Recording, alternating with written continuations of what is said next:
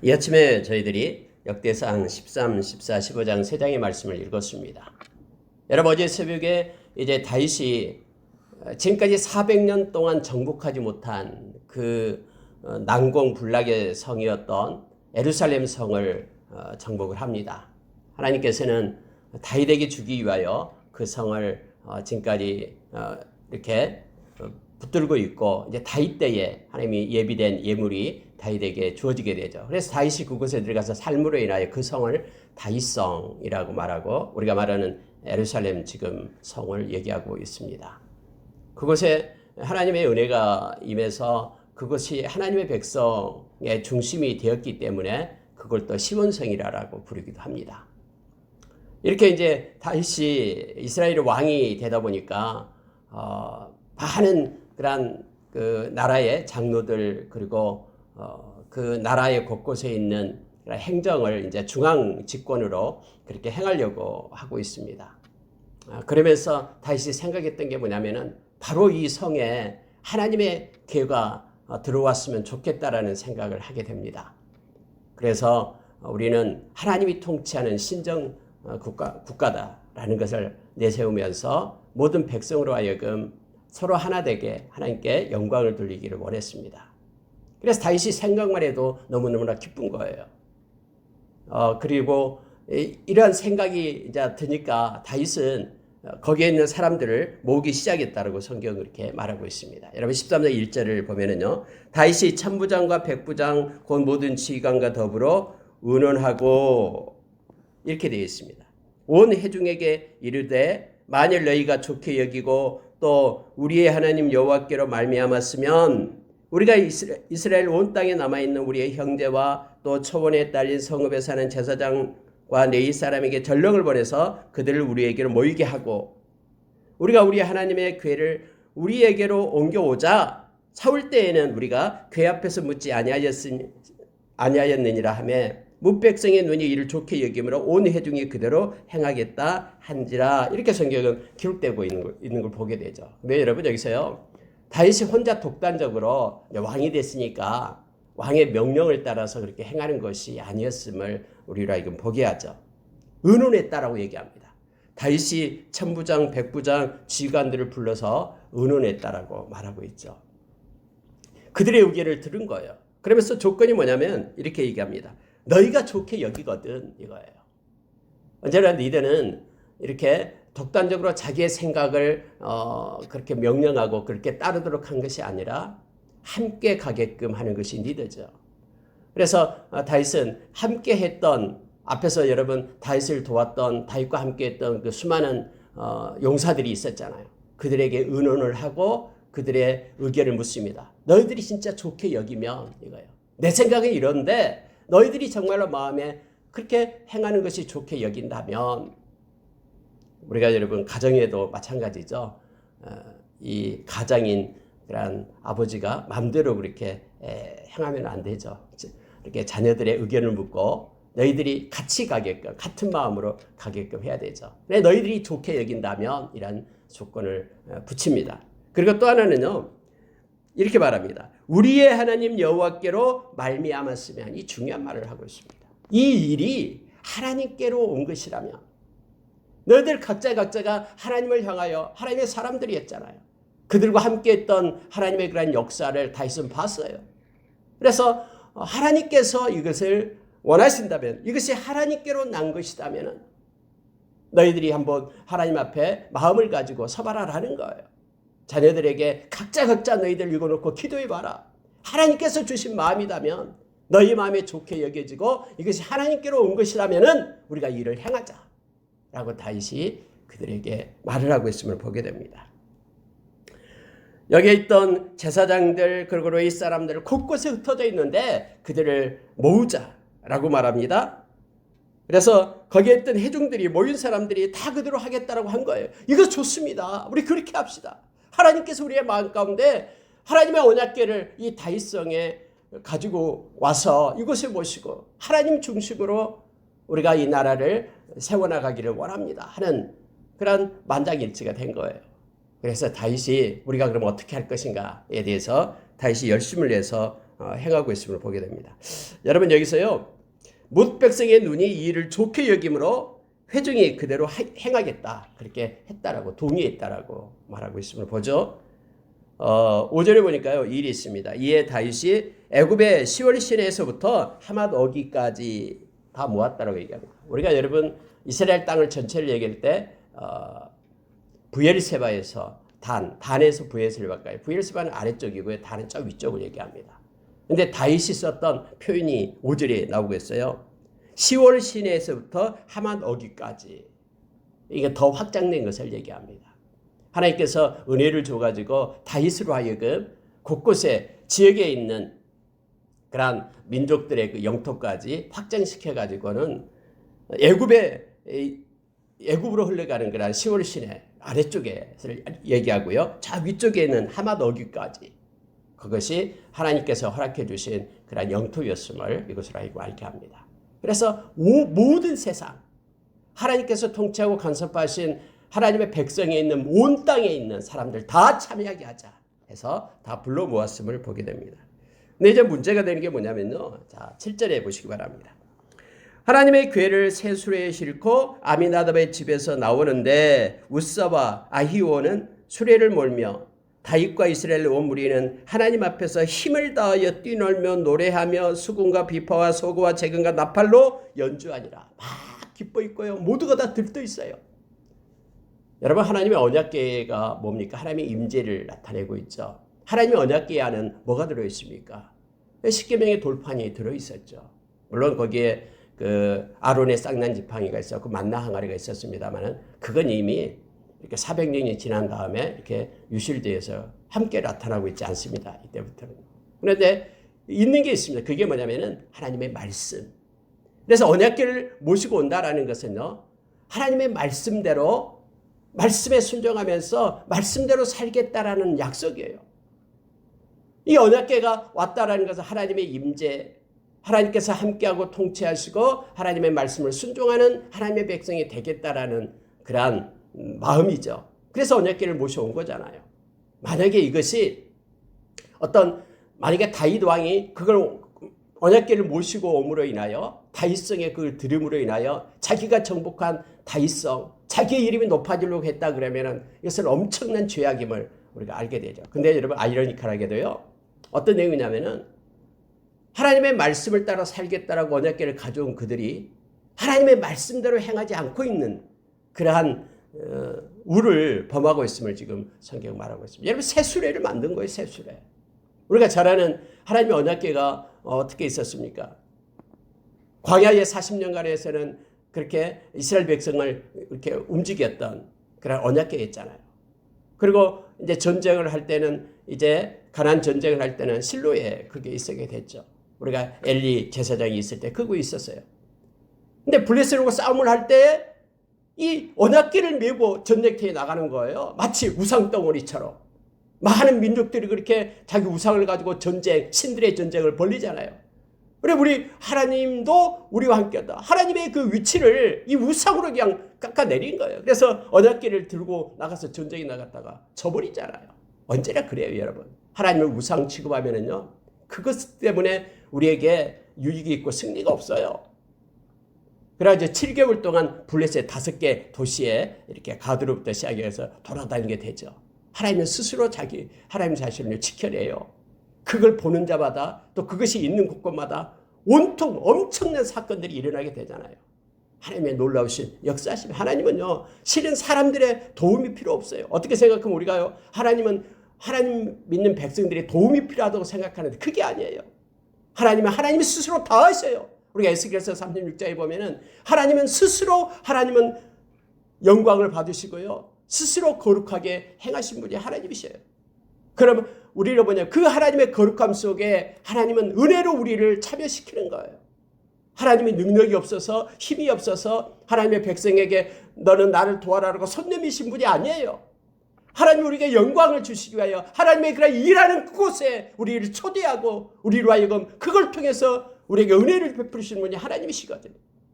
여러분 7개월 동안 하나님의 언약궤가 블레셋 땅에 있으면서요, 엄청난 일이 일어났잖아요. 그때 블레셋 그 사람들이 이제 모여가지고 큰일 났다라는 거예요. 이거 어떻게 하면 좋겠냐라는 거죠.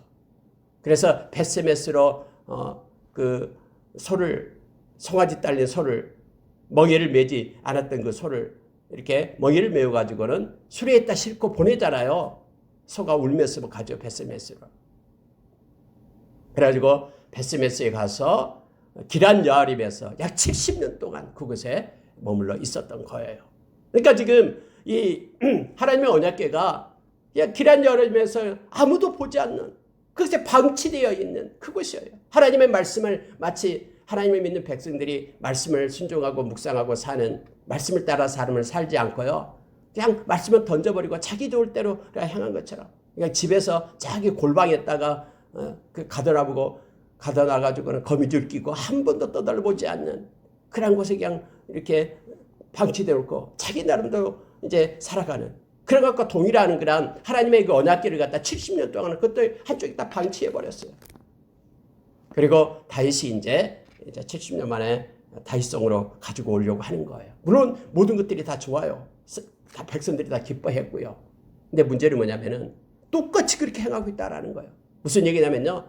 블레셋 사람들이 수레에다가 하나님의 언약궤를 그렇게 실어가지고는 그냥 베스메스로 올라가는 것처럼 아니 그걸 보면서 새 수레를 만들어가지고 지금 그 생각에 좀 젖어 있는 거예요. 새 수레를 만들어가지고 그것에 언약궤를 실었다라고 성경 말합니다. 그러면서 힘을 다해서 뛰놀며 기뻐하며 행하고 있는 그들의 모습을 성경은 말하고 있습니다. 여러분 우리가 한 가지 조심해야 될 것이 있습니다. 무슨 얘기냐면요. 우리의 열심이 흥분된 우리의 열심이 말씀을 앞서서는 안 됩니다. 우리의 감정이 들뜬 감정이 막 하나님의 뭔가를 영광을 돌린다고 우리 스스로 만들어내는 그런 들뜬 감정 이 감정이 말씀 위에 있어서는 안 돼요. 우리가 하나님을 믿는 것은요. 이 감정으로 믿는 거 아니에요. 이 감정으로 믿게 된다면 너무너무나 위험합니다. 말씀 다음에 따라오는 것이 감정이잖아요. 말씀이 나를 붙잡을 때 그 말씀에 의지해서 너무너무나 하나님이 위대하신 분이고 광대하시고 높으신 그 하나님을 찬양하고 경배하면서 하나님이 주신 그런 마음 기쁨이 우리 가운데 머물게 되는 것이죠. 내가 기뻐서 내가 좋을 때 하나님을 찬양하고 내가 싫고 내 마음이 아플 때 우울할 때는 하나님 버려버리고 이것이 신앙이 아니잖아요. 지금 이스라엘은 온통 모든 백성이 함께 지금 들떠 있는데 그들이 지금 수레에다 싣고 가는데 아무도 저지하지 않는 거예요. 말씀이 우리의 감정과 우리의 열심을 앞서야 된다는 것을 우리가 기억하기를 원합니다. 하나님께서 이런 사건을 만듭니다. 보니까 소가 뛰었다라고 얘기하죠. 기도원의 타작마당에 들어가니까는 그 언약궤를 메고 그렇게 끌고 가는 소가 막 뛰기 시작하는 거예요. 그래서 이것을 옆에서 보자 하면서 가고 있던 우사가 손을 펴서 궤를 붙잡았습니다. 옛날에는 정말 이게 이해가 안 됐습니다. 아니 우사가 수리에서 그 언약궤가 떨어지면 어떡해요? 그래서 붙잡아야 되잖아요. 그냥 떨어진 거 보고만 있으면 안 되잖아요. 우사가 손을 펴서 성경에 보니까 10절에요. 우사가 손을 펴서 궤를 붙듦으로 말미암아 이것 때문이다라고 성경 말하는 거예요. 여호와께서 진노하사 치심에 그가 거기 하나님 앞에서 죽으니라 라고 성경 말하고 있습니다. 떨어지려니까 언약궤를 붙잡았는데 하나님이 그를 쳤다라고 성경 말하고요. 그가 그 즉시 그 자리에서 죽었다라고 얘기합니다. 11절 보십시오. 여호와께서 우사의 몸을 찢으셨으므로 다윗이 노하여 그곳을 베레스 우사라 부르니 그 이름이 오늘까지 이르니라 라고 이 역대상하를 지었던 그러한 저자는 오늘까지 지금 이 시점까지 그 이름이 있었다라고 지금 말하고 있습니다. 여러분 몸을 찢으셨다 찢는다라는 표현을 썼습니다. 그 전에 성경 그 개역 한글에서는 충돌하였다 이렇게 썼거든요. 그러니까 우리가 어떻게 쉽게 생각하면 충돌하였다가 더 잘 어울리는 하나님께서 쳤다라는 뜻이에요. 이게 원래 찢으셨다라는 그 의미가 그 히브리어로 페레츠라는 단어인데요. 이 페레츠라는 단어는 하나님께서 이렇게 쳤다, 충돌했다. 하나님께서 그에게 징벌을 내렸다라는 뜻이에요. 하나님이 우사에게 징벌을 했다라는 거예요. 그 언약궤가 떨어지려고 왔는데 언약궤를 갖다가 꽉 붙잡았는데 이것 때문에 하나님께서 징벌했다라고 성경은 말해주고 있습니다. 잘 이해가 되지 않죠. 특히 여기서 11절에요. 다윗이 이걸 보고 노하였다. 아유, 하나님께서 우사를 죽이니까는 다윗이 이거 하나님 앞에 노한 것 아닌가? 우리가 이렇게 생각하기 쉽잖아요. 근데 그런 것이 아니다라는 것을 성경 우리에게 가르쳐줘요. 왜냐하면요, 바로 12절에 이렇게 말하고 있어요. 그날에 다윗이 하나님을 두려워하여 이르되 내가 어떻게 하나님의 기회를 내 곳으로 오게 하리요. 하나님의 기회를 내가 있는 곳으로 오게 하는 것, 내 의도대로 오게 하는 것이 나는 감당할 수 없다라는 거예요. 이 두려운 하나님을 두려워하고 있는 다윗이었는데 하나님께 노하겠습니까? 그래서 여러분, 여기서 노한다라는 것은요, 다윗이 하나님께 노한다라는 뜻이 아니에요. 다윗이 누구에게? 우사와 뿐만 아니라 자기 자신에게 노하였다라는 거예요. 그때서 깨닫게 된 거예요, 다윗이요. 말씀을 따르지 않았다라는 자기 자신에 대해서 책망하기 시작하는 거예요. 내가 지금 뭐 하고 있는 거지? 기분에 들떠서 하나님께서 말씀하신 대로 내가 행하지 않는 것, 수레가 아니라 레위 사람의 어깨에 메고 와야 되는 하나님의 그 말씀을 민수기서 4장 20절부터 25절에 나타난 그 하나님의 말씀을 내가 몰랐다, 잊었다라는 거예요. 여러분, 그래서 우리가 방금 읽었던 그 말씀 15장에서 나오고 있죠. 15장 13절에 보니까 전에는 너희가 매지 아니하였으므로 우리 하나님 여호와께서 우리를 찢으셨으니, 똑같이 찢으셨다라는 표현을 써요. 우리를, 우사와 거기에 있는 모든 사람을 다 해서 하나님께서 치셨다라는 걸 얘기하고 있는 거예요. 하나님이 대표적으로 우사를 갖다 쳤지만은 우사가 언약궤를 붙들었기 때문에, 물론 그것도 하나님의 말씀이 어긋납니다. 하나님의 언약궤는요, 절대로 만져서는 안 됩니다. 봐서도 안 됩니다. 하나님의 언약궤를 이스라엘 백성이 봤기 때문에 베스메스 와서 많은 사람이 죽었다는 거 너무나 잘 알고 있습니다. 그걸 또 만져서는 안 됩니다. 이것은 하나님 말씀에 어기는 거고요. 하나님을 경홀히 여기고 경솔하게 행하는 행위였음을 성경 우리에게 말해주고 있죠. 그런데 성경은 그렇게 말하고 있는 거예요.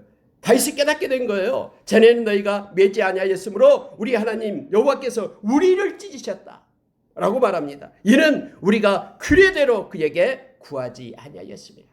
말씀대로 우리가 행하지 않았기 때문에 하나님께서 이렇게 우리에게 경고했던 것이다. 그러니 이제는 레위 사람들로 하여금 성결하게 하고 여호와의 말씀을 따라 명령한 대로 레위 자손이 채에 하나님의 궤를 깨어 어깨에 매라. 이렇게 다시 다윗이 명령해서 그렇게 다시 다윗성으로 다음에 3개월 후에 언약궤를 메고 옴을 성경 기록해주고 있는 것이죠. 이 순간 다윗은 깨닫게 되는 거예요. 다윗이 노했다라는 것은 말씀대로 행하지 않는 자기 자신에 대해서 노한 거예요. 왜 내가 말씀대로 행하지 않았을까? 왜 베레스 부사가 말씀대로 행하지 않았을까? 하나님은 말씀대로 행하지 않는 경고였거든요. 우사뿐만 아니라 거기에 있는 모든 하나님의 백성에게 뿐만 아니라 이 말씀을 읽고 있는 저와 여러분에게 말씀대로 행하지 않는 그런 삶에 대한 경고를 지금 하고 있는 것입니다.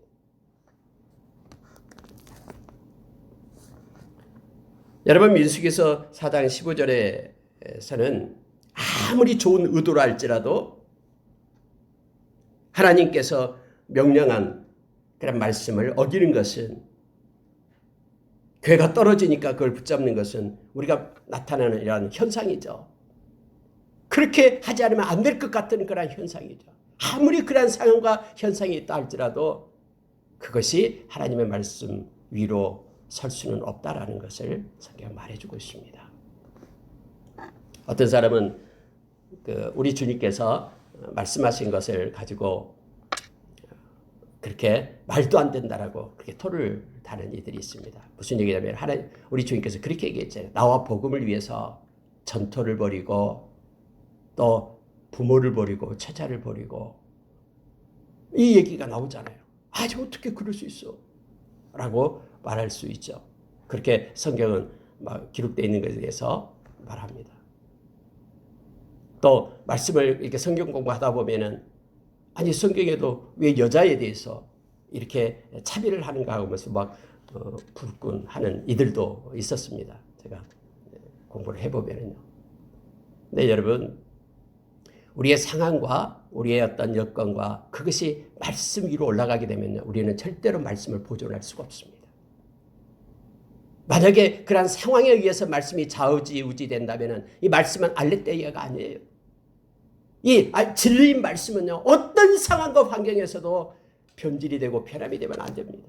만약에 그렇게 된다 그러면 그것은 진리가 아니죠.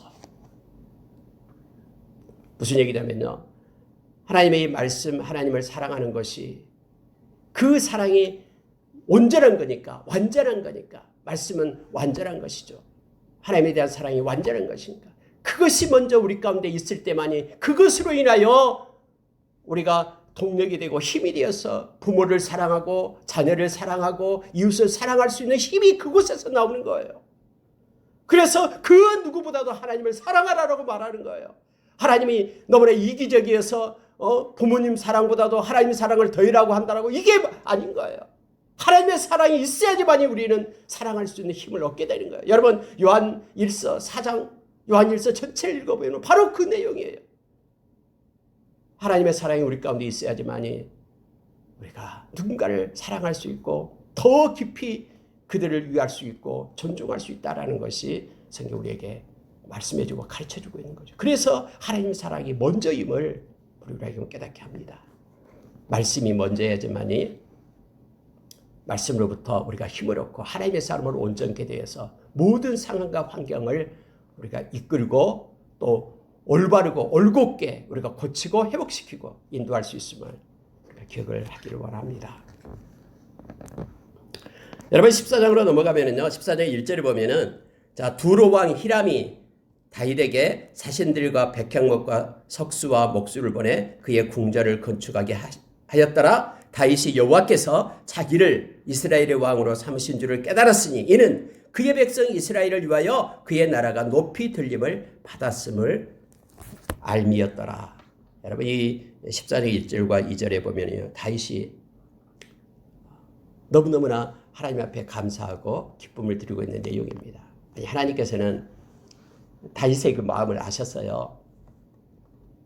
하나님의 그 언약궤를 갖다 다윗성으로 그 중심으로 모시고 하나님 말씀대로 내가 신정 정치를 해야 되겠다라고 하나님 중심으로 살겠다라는 그런 마음을 하나님께서는 보셨죠. 그리고 갑자기요, 두로 왕 히람을 통해서 사람을 왔어요. 갑자기 집을 지어주겠다고 얘기하고 궁전을 지어주겠다고 얘기하는 거예요. 다윗이 먼저 요청하지도 않았는데. 그래서 다윗이 이 사실을 보고, 와, 하나님은 좋으신 하나님, 내가 상상할 수 없는 기묘자와 모사가 되시는 그 하나님, 놀라운 일을 행하시고 계획하시는 그 하나님, 우리가 삶 가운데 이런 일이 있잖아요. 생각지도 않았는데 하나님의 은혜 가운데 있다라고 깨닫게 될 때에 너무너무나 기뻐서 하나님께 영광을 돌리는 그러한 일들이요, 이건요, 하나님이 기뻐하는 자, 하나님이 사랑하는 자에게 주시는 하나님의 선물입니다. 여러분, 하나님은 다윗에게요, 그 다윗성을 이렇게 중건하고 아름다운 집을 짓게끔 하나님이 직접 그렇게 행하신 거예요. 다윗이 이걸 보면서 깨달았다라고 얘기합니다. 그의 나라가 높이 들림을 받았음을 알았다라고 얘기합니다. 그래서 하나님께 기뻐하고 있는 다윗의 모습을 보게 됩니다. 여러분, 우리가 작은 거에, 우리 일상에서 우리 작은 것에 영적인 민감성을 가질 때 하나님의 은혜를 깨닫게 되잖아요. 하나님이 엄청난 것을 내게 줄 때에 우리가 기뻐하고 하는 것보다 작은 일을 우리가 기뻐하고 하나님의 은혜를 깨닫기 시작할 때요, 그게 너무나 기쁘고 행복한 거예요. 다윗에게 하나님이 이런 선물을 주고 있는 모습을 이 말씀을 통해서 보게 됩니다. 우리 일상에서, 우리의 삶 가운데서 하나님은 크고 놀라운 일을 계획하시고 이끄실 주님을 기대하고 그분께 맡기고 또 의지하면서 나가는 저와 여러분의 삶이 있기를 원합니다. 블레셋과 전쟁이 일어나는 장면이 나옵니다. 이제 다윗이 전체 이스라엘의 왕이 되었다라는 소식을 블레셋이 들었어요. 여러분, 우리가 잘 알다시피 사울 왕에게 쫓겨다닐 때 이 다윗이 어디 가서 있었습니까? 블레셋에 있었잖아요. 블레셋 가드에 가 있어요. 가드 왕. 블레셋 그 5개 도시 중에 하나는 가드 왕, 그 아기스 밑에서 막 싸우고 있었잖아요. 근데 이 다윗이 이제 전체 왕이 되었다고 하니까요, 블레셋이 이거 봐라, 우리와 함께 있었던 갠데 하면서 막 쫓아 올라가는 거예요. 아직까지 이제 왕이 되었으니까는 전체 이스라엘이 장악하기 전에 쫙 북이스라엘의 10개 지파가 지금 다윗의 확실한 그런 손아귀에 들어가기 전에 우리가 빨리 서둘러 다윗을 갖다 전쟁을 하자 하면서 올라가는 거예요. 그래서 여러분요, 이 14장 8절 이하에 나오는 것은 이 순서대로 기록된 게 아니다 그랬죠. 여러분이 이 성경은 언제나 지나놓고 보니까 그때 당시에 바로 기록한 게 아니에요. 에스라 시대라고 얘기하면 한참 뒤에 포로 생활할 때 지난 날을 돌이켜보면서 기록한 거잖아요. 그래서 주제별로 기록할 수밖에 없다라는 것을 우리가 기억해야 됩니다. 블레셋이 군사를 이끌고 올라가는 거예요. 여러분, 성경에 보니까는 다윗을 찾으러 올라갔다라고 말합니다. 14장 9절 보십시오. 블레셋 사람들이 이미 이르러 르바임 골짜기로 쳐들어온지라. 여러분, 르바임이 어디 있냐면요, 이 지형을 보면 되는데 바로 다윗성 바로 밑에가 르바임이 있거든요. 거기까지 왔어요. 턱 밑에까지 블레셋이 군대를 이끌고 왔어요. 이 정착되기 전에 빨리 가서 없애겠다라는 거죠. 네, 여러분, 이렇게 전쟁이 일어날 때 다윗의 모습을 성경은 기록하면서 우리로 하여금 알게 합니다. 여러분, 전쟁이 얼마나 급합니까? 막 이 시간을 다투는 게 전쟁이잖아요. 지금 막 이미 왔다라고 얘기합니다. 곧 다윗성을 쳐들어올 것 같아요. 그럼에도 불구하고 다윗이 했던 일이 뭐냐면 하나님께 기도하는 다윗의 모습을 오늘 가르쳐 줍니다. 여러분, 세상은 점점 조급해지기 시작한다라고 디모데후서 3장 3절 이하에서 우리에게 가르쳐 주죠. 눈앞에 보이는 현상 때문에요, 지금 기도할 수 없을 것 같아요. 기도할 수 있는 시간이 없을 것 같아요. 빌 하이벨스가 쓴 책 중에 제가 그 제목이 가장 마음에 남는 것이 뭐냐면 너무 바빠서 기도합니다. 이 책이 있죠. 바쁘기 때문에, 너무나 분주하게 바쁘기 때문에 기도한다라는 거예요. 하나님의 백성은 기도보다 앞서서는 안 된다라고 우리에게 말해주고 있죠. 이 다윗 보십시오. 지금 이미 르바임 앞에까지, 골짜기 앞에까지 와 있는 거예요. 그런데 다윗은 하나님께 묻기 시작합니다. 우리가 어떤 상황 속에서도 우리는 하나님 앞에 기도하는 것이 훈련되어야 됩니다. 여러분, 훈련되지 않으면요, 기도도 안 됩니다. 제가 잘 아는 장로님, 저희 모교회 옛날에 성남에 있는 장로님이었는데요, 이렇게 그 일을 합니다. 사업을 하십니다. 근데 공장에서 불이 나버렸어요. 막 불이 나서 지금 막 몇십억 다 막 타고 있는데 운전해 가는데요, 아무리 하나님께 기도하려고 해도 기도가 안 되더래요. 기도가 아무리 기도하려도 기도가 안 돼. 그러니까 기도가 훈련이 안 돼 있다라는 거예요. 어렵고 힘듦이 막 닥칠 때예요. 그럴 때 여러분, 계속해서 기도해야 하는 사람만이 하나님 앞에 기도의 자리에 앉을 수 있는 것입니다. 갑작스럽게 기도 안 됩니다. 다윗은 이미 그 전에 이제 하나님 앞에 엎드려 기도하는 자였음을 말씀을 보여주고 있고요. 기도를 합니다. 다윗이 하나님께 물어 이르되 하나님, 치러 올라갈까요? 어떻게 할까요? 여러분, 적군이 쳐들어왔으니까 치는 것은 당연한 거 아닙니까? 그런데 그 당연한 것을 하나님 앞에 묻고 있는 거예요. 하나님, 블레셋을 우리 나에게 넘기겠습니까? 하나님께서는 마음에 그렇게 응답해 주십니다. 물론 이것을 이제 우림과 둔면을 가지고 했다, 하나님께 물었다 등등 여러 가지 신학자들의 의견이 있습니다만, 여러분, 성경에 나와 있지 않은 거니까 어쨌든 하나님께 기도했고요, 하나님은 응답했다라는 것이 성경은 말하고 있는 것입니다. 그래서 바알 브라심이라고 불렀다라고 얘기하죠. 여러분, 우리도 여기서도요, 그렇게 쓰고 있는 거예요. 그들이 바알 브라심으로 올라갔다, 다음에 또 바알 브라심이라고 불렀다. 왜냐하면 후대에 쓰고 있기 때문에 그래요. 그 지형으로 올라갔는데 그 지형이 바로 이렇게 해서 생긴 지형이다라고 지금 성경은 말하고 있음을 보게 됩니다. 하나님이 물로 쪼갠같이 내 손으로 그것 현장에서 승리하게끔 했다라고 말합니다. 그래서 성경은 블레셋 사람이 그곳에 우상을 갖다 버렸다라고 얘기하죠. 우상을 들고 막 온 거예요. 그 신들의 전쟁으로. 여러분, 아까도 말씀을 나눴습니다만은 하나님의 계획하여 우상으로 전략되면 안 됩니다.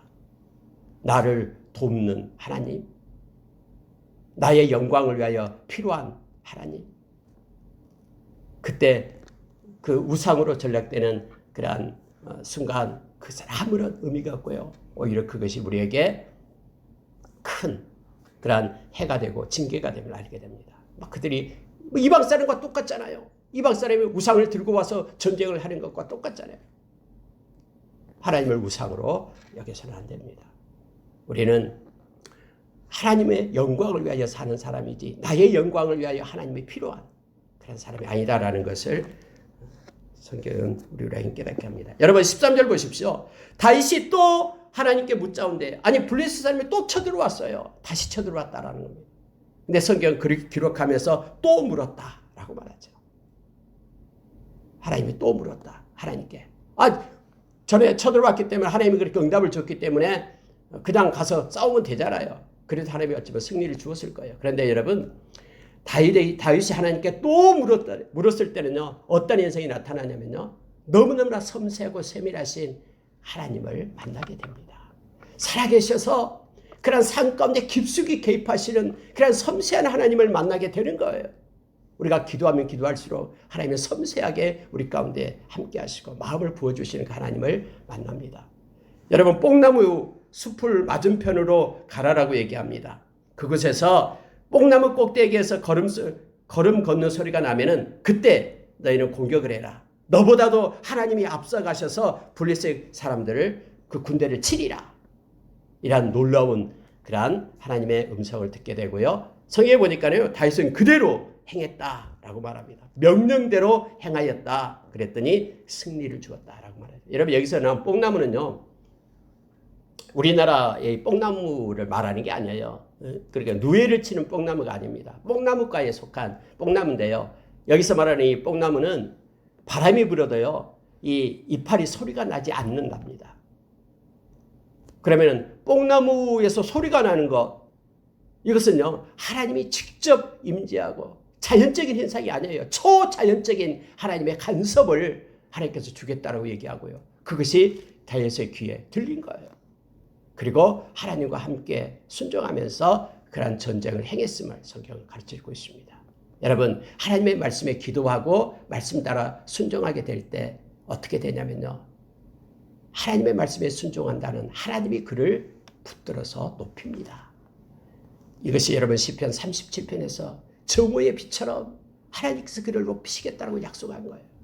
다윗이 하나님께 기도하고 하나님의 명령대로 행하니까 성경은 어떻게 기록하고 있냐면 17절에 다윗의 명성이 온 세상에 퍼졌고 라고 얘기합니다. 하나님이 행하신 거예요. 여호와께서 모든 이방 민족으로 그를 두려워하게 하셨더라. 그까지 주변에 있는 사람들 그들의 마음 가운데 다윗에 대한 두려움을 하나님께서 그렇게 주게 된 거예요. 다윗이 하나님의 명령을 따라 말씀을 따라 행하기 시작하니까 하나님께서 다윗을 붙들어 정오의 빛처럼 높이시는 그런 하나님이심을 성경 우리로 하여금 깨닫게 합니다. 그렇습니다. 하나님의 백성 하나님 앞에 엎드리고 하나님의 백성이 말씀에 따라 순종하기 시작하면 하나님의 손이 움직이고 하나님께서 책임지십니다. 그래서 우리는 철저히 하나님께 의탁하고 하나님께 의지하는 하나님의 백성이 되어야 됨을 말씀은 우리로 하여금 깨우쳐 줍니다. 여러분 이제 15장에 가면은 그 전에 이제 이 하나님의 언약궤를 가지고 오는데 실패했는데 다시 하나님의 언약궤를 가지고 오게 됩니다. 다윗은 계속해서 전쟁 중이라도 이렇게 생각을 했을 겁니다. 이 전쟁이 앞에 있는 언약궤 3개월 동안 일어났다 뜻은 아니에요. 어쨌든 3개월이 지난 다음에 이 언약궤를 가지고 온 겁니다. 이렇게 말씀은 주제별로 편집되어 있기 때문에 하나님께서 우리에게 하시고자 하는 의도대로 지금 되어진 것이죠. 그런데 15절을 보니까 이제 15장은 13장과 연결되어 있는 장이라는 것을 우리가 기억하면 됩니다. 자, 2절 보시기 바랍니다. 다윗이 이르되 레위 사람 외에는 하나님의 궤를 맬 수 없나니 깨닫게 된 거예요. 이는 여호와께서 그들을 택하사 여호와의 궤를 메고 영원히 그를 섬기게 하셨음이니라. 다윗이 얼마나 이거에 대해서 하나님 옆에 놓고 기도하면서 지난날에 그런 실패를 생각했겠습니까? 이것이구나. 나의 열심보다도 하나님의 말씀을 앞세워야 되는데 내가 이것을 못했다라고 다윗은 깨닫게 돼서 이제 다윗이 아론 사람과 레위 사람을 모읍니다. 그래서 많은 사람들이 모였죠. 그들에게 말합니다. 이제 하나님의 궤를 가지고 와야 된다. 오벳에돔에 3개월 동안 두었는데 하나님의 궤가 그곳에 축복을 해가지고 복을 내려가지고 그 가정이 엄청나게 복을 받았다라는 것을 알게 된 거예요. 하나님께서 이 나라를 사랑한다라는 것을 깨닫게 되고 다윗은 걔를 올려매기 하기 시작합니다. 그런데 하나님의 언약궤를 가지고 올 때 조건이 있다고 얘기합니다. 그게 뭐냐면 너희 형제는 몸을 성결하게 하고 하나님의 언약궤를 메고 와라. 그래서 이 명령에 따라서 그 제사장들 레위 사람들이요 몸을 성결하게 합니다. 깨끗하게 해서 하나님의 언약궤를 메고 오게 됐음을 성경은 가르쳐주고 있습니다. 15절에 모세가 여호와의 말씀을 따라 명령한 대로 레위 자손이 채에 하나님의 궤를 꿰어 어깨에 매니라. 그리고 헤만과 아삽과 예단 그들은 하나님을 찬양하는 세 명의 사람들이었죠. 그들로 하여금 하나님을 찬양케 합니다. 노재금, 비파, 수금 그리고 노래를 부르며 나팔을 불면서 하나님의 언약궤를 모셔오고 있음을 보게 됩니다. 26절로 내려가겠습니다. 하나님이 여호와의 언약궤를 맨 레위 사람을 도우셨으므로 무리가 수송아지 7마리와 순양 7마리로 제사를 드렸더라. 다윗과 및 궤를 맨 레위 사람과 노래하는 자와 그의 우두머리 그나냐와 모든 노래하는 자도 다 세마포 겉옷을 입었으며 다윗은 또 배 예봇을 입었고. 여러분 이 중요한 내용이 하나 나오는데요. 이것만 보고 마치겠습니다. 여러분 다윗은요 왕복을 벗었습니다. 하나님의 궤가 다윗성으로 올라오게 될 때요. 하나님께서 그 많은 사람들이 알고 있는 그러한 권세, 그 왕복을 벗고 거기에 있는 모든 사람들과 동일하게 새 마포옷을 입었다라고, 에봇을 입었다라고 얘기하죠. 근데 여러분 여기서 다윗이 입었던 배 에봇은요, 제사장들이 입은 또 여기서 레위 입은 그런 배 에봇으로는 다릅니다. 에봇은 그러면 이렇게 팔이 없고요. 이렇게 걸치는 것이죠. 밑에 무릎 위에까지 올라오는 것인데요. 제사장들이 하나님 앞에 드리는 그런 배 에봇, 그 에봇이 아니라 그런 에봇과 같은 종류인데 왕복을 그 권세 있는 왕복을 벗고 동일하게 하나님을 높이고 하나님의 일을 행하는 그들과 나는 다름없는 동일한 사람입니다. 라는 모습으로 겸손하게 그걸 행한 거예요. 이걸 우리가 잘못 생각하면 안 됩니다. 우리가 다윗이 너무나 권세가 있어가지고 다윗의 그 권력을 가지고 자기도 제사장처럼 되었다라는 뜻이 아니에요. 자기의 어떤 왕의 그런 권세를 내려놓고 거기에 있는 동일한 사람, 그 사람의 한 명이 되어서 다른 예복을 입고 배로 된 예복을 입고 하나님의 언약궤를 맞이하는 그런 겸손한 모습으로 이 말씀을 우리가 받아야 됩니다. 근데 미갈 있죠, 미갈. 다윗의 아내였던 미갈은 이게 싫은 거예요. 여러분 우리가 이게 중요한 게 있는데요. 어디에다 초점을 두냐가 중요합니다. 똑같은 어떤 사건이 일어나도요. 우리의 중심이 마음이 어디에 있는가에 따라서 달라지는 거예요. 하나님 우리의 마음을 보시잖아요. 중심을 보시잖아요. 이러한 하나님의 언약궤가 들어오는데요. 우리가 마지막 절 29절에 보니까 이렇게 됩니다. 여호와의 언약궤가 다윗성으로 들어올 때에 사울의 딸 미갈이 창에서 내다보다가 다윗 왕이 춤추고 뛰노는 것을 보고 그 마음에 업신여겼더라. 이렇게 성경에 기록되어 있죠. 우리가 이미 봤던 그런 성경에서는 그래서 다윗에게 그렇게 막 불평하고 그렇게 말하는 걸 보게 됩니다. 그때 다윗이 그렇게 고백을 하잖아요. 내가 더 낮아진다 할지라도 나는 하나님의 궤 때문에 하나님 앞에서 내가 그렇게 춤추며 기뻐했을 것이다 라고 얘기합니다. 그래서 이 다윗이 입었던 이러한 배 에봇은 그렇게 낮아진 겸손을 나타내면서 자기의 어떤 왕자를 버려놓고 하나님 앞에 겸손해지는 다윗의 모습을 보게 됩니다. 미갈은 이게 싫은 거예요. 미갈은 왕복을 입고 있는 왕을 원했던 거예요. 하나님 앞에 낮아져서 겸손하게 하나님 앞에 기뻐하는 예배하는 그런 다윗의 모습이 아니라 많은 사람 위에 권세를 누리고 있는 그런 왕복 입은 다윗을 미갈은 원한 거예요.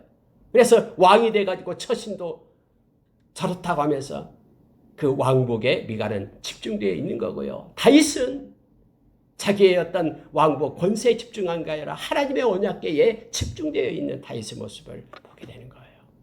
우리가 이 땅에서 살아가면서 하나님 앞에 예배하고 하나님께 경배할 때요, 우리는 어디에 우리가 초점을 두어야 되는가를 알게 합니다. 우리는 하나님께 우리의 마음을, 중심을 향하고 하나님을 바라봐야 됩니다. 그래서 하나님 앞에 겸손하게 그분을 높이며 찬양하고 예배하는 자로 우리가 서야 됩니다. 그렇지 않고 다른 것을 가지고 살게 되면요, 늘 사람과 다른 상황의 눈치를 보면서 우리의 중심이 하나님께 향하는 것을 가로막는다는 사실을 기억하기를 원합니다. 말씀을 마치겠습니다. 오늘 하나님의 언약궤 속에 하나님의 말씀이 있습니다. 그 말씀을 중심으로 이렇게 다윗이 원해서 순종하며 살기를 원했던 것처럼 저와 여러분도 하나님의 임재 가운데 말씀을 따라 살아가는 우리가 되기를 원합니다. 성령이 충만하다라는 것은 말씀이 충만하다는 것과 동일하게 성경은 기록된다고 했죠. 에베소서 5장 18절에 성령이 충만하면 나타나는 것들, 골로새서 3장 16절에서 우리 가운데 말씀이 충만할 때 나타나는 것들은 동일합니다. 성경은 우리 주님께서 그렇게 말씀을 했죠. 요한복음 16장 13절 이하에서요, 성령이 오시면 그 성령은 우리를 진리 가운데로 인도하시는데, 말씀 가운데로 인도하시는데, 우리로 하여금 예수님이 하셨던 그 말씀을 생각나게 하고 기억나게끔 한다라고, 예수님께 영광을 돌리게끔 성령께서 그렇게 행한다라고 말씀을 합니다. 성령 충만하여 말씀대로 순종하며 살아가는 저와 여러분의 삶이 있기를 원합니다. 기도하겠습니다.